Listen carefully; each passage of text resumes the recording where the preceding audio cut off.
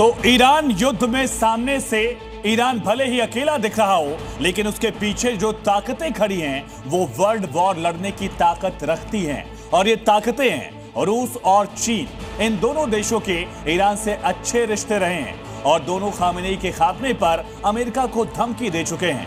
अब ईरान के विदेश मंत्री ने संकेत दे दिया है कि रूस और चीन दोनों देश ईरान के साथ खड़े हो सकते हैं और अगर ऐसा होता है तो वर्ल्ड वॉर कंफर्म समझिए।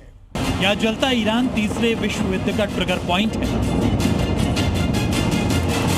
इजराइल पर ईरान का पलटवार क्या थर्ड वर्ल्ड वॉर की दस्तक है? क्या 2026 में दुनिया में होकर रहेगा तीसरा विश्व युद्ध?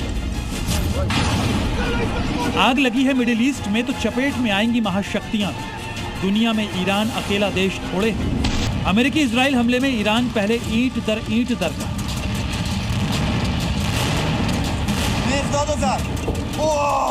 अब दीवार दर दीवार ढह रहा है।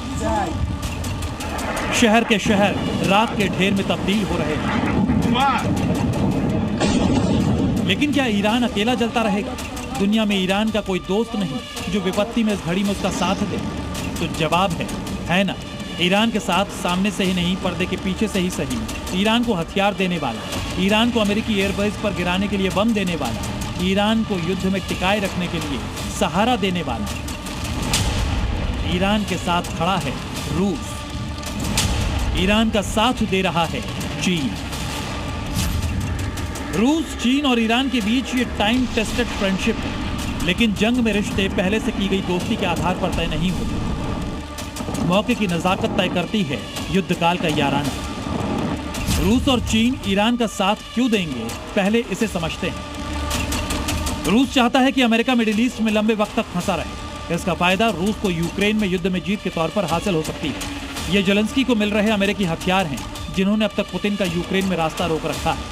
मतलब अमेरिका और यूरोप ईरान में उलझ गए तो रूस के लिए मिशन यूक्रेन आसान हो जाएगा। रूसी विदेश मंत्री सर्गेई लावरोव ये कह चुके हैं कि मध्य पूर्व में बढ़ते तनाव के बीच ईरान के खिलाफ किसी भी अमेरिकी इजराइल सैन्य अभियान को असंभव बनाने के लिए मॉस्को हर संभव प्रयास करेगा।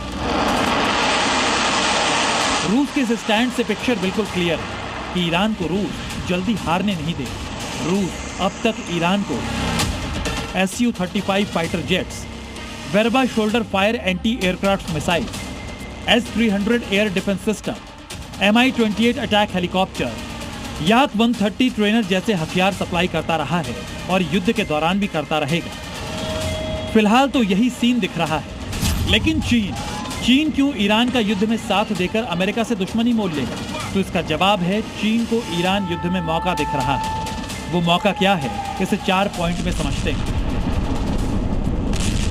पहला ये कि अमेरिका के ईरान युद्ध में फंसे रहने से चीन को अपनी ताकत बढ़ाने का मौका मिलेगा। दूसरा ये कि ताइवान को लेकर भी उसके सामने आने वाली अड़चन कमजोर हो। तीसरा ये कि मिडिल ईस्ट में चीन का प्रभाव बढ़ेगा।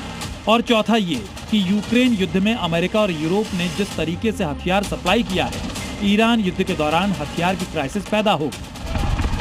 तो ईरान के जलते रहने में अप्रत्यक्ष रूप से रूस और चीन दोनों का फायदा है और यही फायदा तीसरे विश्व युद्ध का कारण बन सकता है। वो कैसे? तो रूस और चीन की ईरान युद्ध में भूमिका की बात सामने आते ही ट्रंप का बौखलाना तय है। ट्रंप यूक्रेन युद्ध को रुकवाने में असफल रहे हैं, लिहाजा ईरान युद्ध रूस और अमेरिका के आमने सामने आने की वजह बन सकता है। ऐसा ही चीन के साथ हो सकता है। चीन अमेरिका का सबसे बड़ा प्रतिद्वंदी है और ट्रंप ईरान में चीन के हस्तक्षेप को किसी भी कीमत पर बर्दाश्त तो नहीं करेंगे। नतीजा ये हो सकता है कि ईरान युद्ध के बहाने अमेरिका और चीन एक दूसरे के आमने सामने आ सकते हैं। यहाँ ये बात ध्यान देने वाली है कि चीन ईरान को सीधे हथियार बेचना 2005 के बाद बंद कर चुका है, लेकिन ईरान को ड्रोन के इंजन, रडार और इलेक्ट्रॉनिक पार्ट्स, हजारों टन सोडियम परक्लोरेट भेजता रहा है। सोडियम परक्लोरेट से सैकड़ों मिसाइलें तैयार की जा सकती हैं। इन सब के अलावा रूस, चीन और ईरान के साथ एक बात सबसे कॉमन है कि इन तीनों का दुश्मन अमेरिका है और अमेरिका के साथ यूरोप है। तो रूस, चीन और ईरान साथ आएंगे तो यूरोप अकेला खड़ा होकर मुंह नहीं ताकेगा। यानी तीसरे विश्व युद्ध का भड़कना तब तय होगा। ब्यूरो रिपोर्ट, जी मीडिया।